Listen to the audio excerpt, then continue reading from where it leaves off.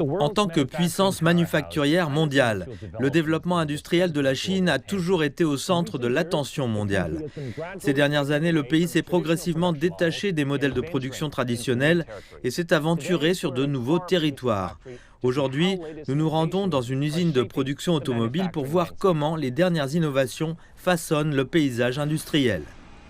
Chez le fabricant automobile Voya, dans la ville de Wuhan, au centre de la Chine, l'usine est en pleine effervescence. Elle fait penser à une jungle de bras robotisés. Il s'agit d'équipements de haute technologie pilotés par ordinateur. Il y a très peu de mouvements de matériaux ou de levage effectués par des personnes. Presque tout est automatisé.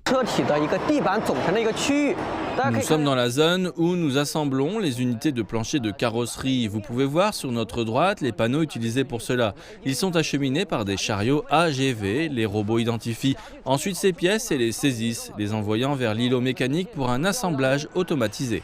Dans la zone d'assemblage finale, je vois la même chose. Les travailleurs supervisent principalement le fonctionnement des machines et la vérification des données.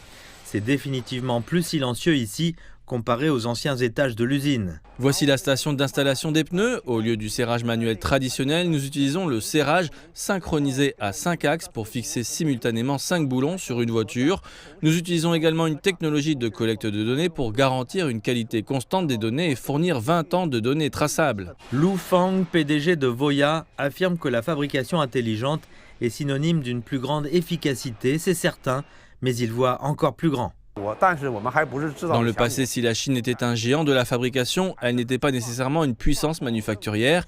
Nous ne pouvions pas bien contrôler la qualité ou les délais de production et nous n'étions pas très efficaces. Aujourd'hui, la production flexible est la norme grâce à la 5G qui permet de tout connecter et de collecter des données volumineuses. La fabrication s'est considérablement améliorée. C'est un exemple concret de la façon dont la technologie stimule l'industrie.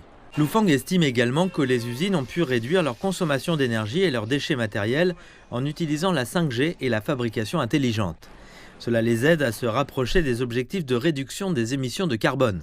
L'industrie automobile est vaste avec une longue chaîne d'approvisionnement et des besoins divers. Nous devons rendre nos usines plus intelligentes et plus compétitives. En utilisant la 5G pour tout réunir, nous pouvons ouvrir la voie à l'ensemble de la chaîne d'approvisionnement automobile en donnant l'exemple d'un développement de haute qualité à la fois dans l'industrie automobile et dans l'industrie manufacturière dans son ensemble. L'usine 5G entièrement connectée que nous venons de visiter aujourd'hui est l'une des nombreuses entreprises innovantes de la Chine. L'approche de la Chine de ce qu'elle qualifie de nouvelle industrialisation diffère de celle de nombreux pays occidentaux. Il s'agit davantage d'adopter la transformation numérique et l'Internet industriel, essentiellement en apportant un plus grand effet de levier à diverses industries. Le chemin est long et semé d'embûches, mais la Chine comprend que les efforts supplémentaires sont importants et ne seront jamais perdus si elle continue à avancer dans la bonne direction.